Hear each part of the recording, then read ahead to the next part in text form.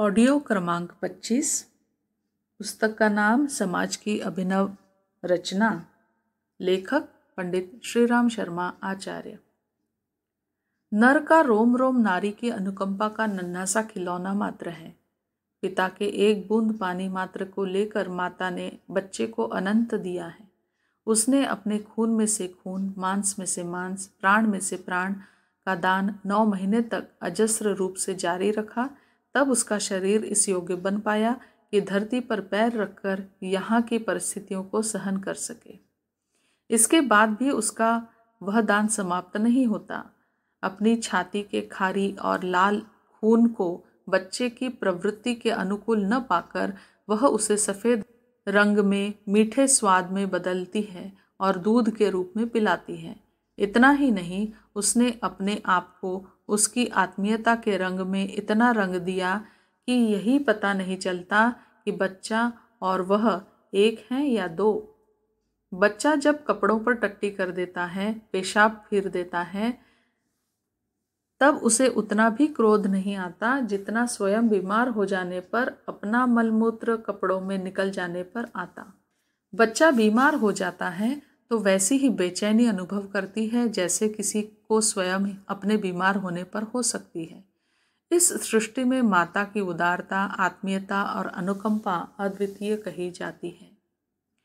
नारी दान की मूर्ति है। वह बालक को जो देती है वह प्रकट है, क्योंकि लोग जानते हैं कि उसे यह सब देने वाला और कोई नहीं, पर वह पति को जो देती है वह पुत्र से किसी भी प्रकार कम नहीं है। भूल उसके मूल्यांकन में होती है। जो मानसिक वरदान नारी अपनी अंतरात्मा को निचोड़कर पति को देती है, उसे लोग सोच नहीं पाते, समझ नहीं पाते। बालक के प्रतिदान की भांति उसका प्रत्यक्ष प्रमाण नहीं है, इसलिए लोग समझते हैं कि यह सब उन्होंने स्वयं उपार्जित किया है, पर तथ्य यह नहीं है। वास्तविकता यह है कि माता से प्रतिदान पाने के बाद बालक में जो कमी रह गई थी, उसकी पूर्ति वह पत्नी से करता है। तब वह इस योग्य बनता है कि उसे एक सुविकसित, सुसंस्कृत मनुष्य कहा जा सके। पौधा कोई भी क्यों न हो, उसे उपयुक्त भूमि की एवं पानी की आवश्यकता होती ही है।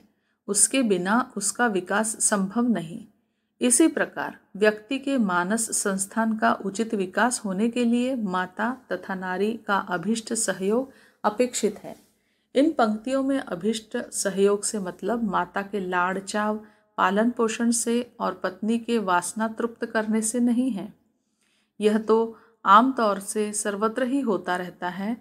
अब माता अपने आंतरिक संस्कारों को बालक के जन्म से पूर्व पर्याप्त मात्रा में उसके मन, मस्तिष्क, हृदय या नाड़ी संस्थान में भर देती है।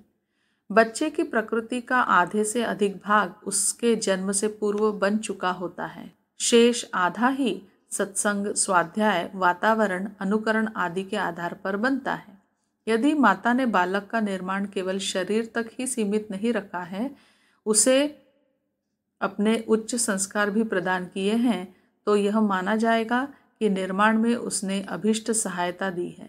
इसी प्रकार पत्नी ने वासना और व्यवस्था तक ही सीमित न रहकर यदि पति की अंतरात्मा को छुआ है, उसकी प्रसुप्त मनोभूमि को सुविकसित करने में प्रसन्नता, उत्साह, आशा, स्फूर्ति, धैर्य, साहस आदि गुणों को प्रस्फुटित करने में योगदान दिया है, तो इसे भी अभिष्ट सहयोग कहा जाएगा।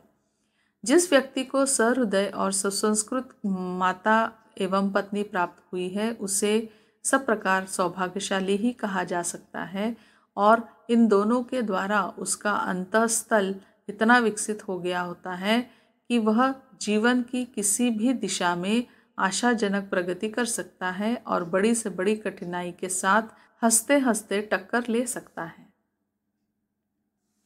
उपार्जन, उन्नति और प्रसन्नता के अनेक साधन जुटाने के लिए हम दिन रात जी जान से प्रयत्न करते हैं।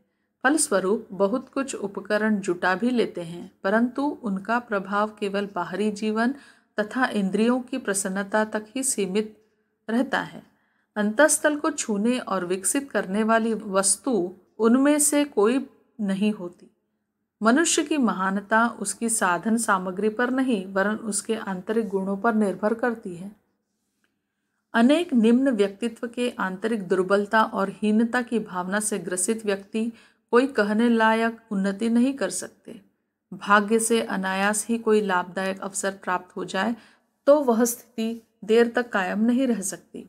व्यक्तित्व के दोषों के कारण अंततः दुख दुर्भाग्य ही सामने आ खड़ा होगा। इसलिए बुद्धिमान लोग अपने में, अपने स्त्री बच्चों और परिजनों में अच्छे स्वभाव, गुण और आचार की अभिवृद्धि का प्रयत्न करते हैं, क्योंकि स्थायी उन्नति केवल सुविकसित मनोभूमि पर ही अवलंबित है। दुर्बुद्धिग्रस्त मनुष्य किसी प्रकार कुछ उपार्जन भी कर ले तो उसमें उसके अहंकार एवं दुर्गुणों की वृद्धि में ही सहायता मिलती है और पतन की घड़ी तेजी से समीप आने के कारण बनने लगते हैं। सुसंस्कारों के संग्रह होने में और भी अनेक कारण हैं, पर सबसे बड़ा कारण माता द्वारा गर्भकाल में ही बालक को अपनी अंतःस्थिति का दान और बड़े होने पर पत्नी द्वारा उसके अहम का उद्बोधन, शोधन और अभिवर्धन ही है। इन दोनों के द्वारा जितनी वास्तविकता के साथ व्यक्ति के अंतः निर्माण का कार्य हो सकता है, उतना अनेक विश्वविद्यालय मिलकर भी नहीं कर सकते। अपार संपत्ति का स्वामी होकर भी, विपुल कीर्ति और सत्ता का अधिकारी होकर भी मनुष्य इतनी शांति और प्रसन्नता प्राप्त नहीं कर सकता जितनी कि नारी अपनी अंतरात्मा को निचोड़कर नर को पिलाने की प्रक्रिया में प्रदान कर देती है। माता केवल दूध ही नहीं पिलाती, स्नेह भरा वात्सल्य भी पिलाती है, साथ ही अगणित सुसंस्कार भी। इसी प्रकार पत्नी केवल वासना की तृप्ति ही नहीं करती वरन अंतर की अनेक उत्तेजनाओं, अशांतियों और अव्यवस्थाओं का भी शमन कर देती है।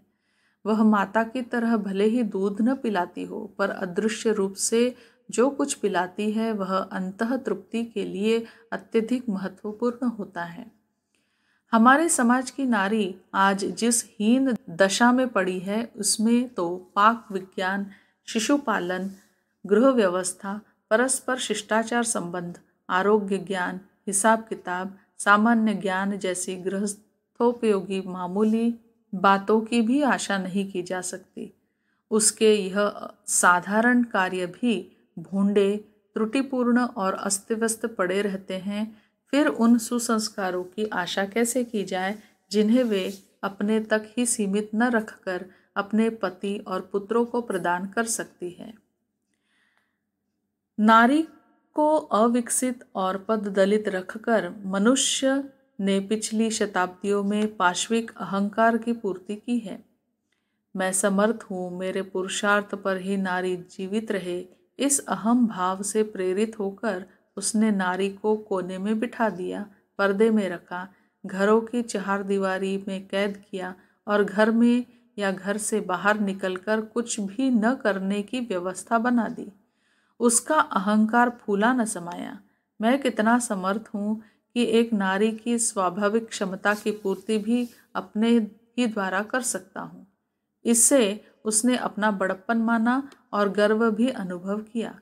इस व्यर्थ अहंकार में पुरुष का तो कुछ लाभ हुआ नहीं, नारी की सारी क्षमताएं कुंठित हो गई। वह सभी दृष्टि से लुंज पुंज बन गई।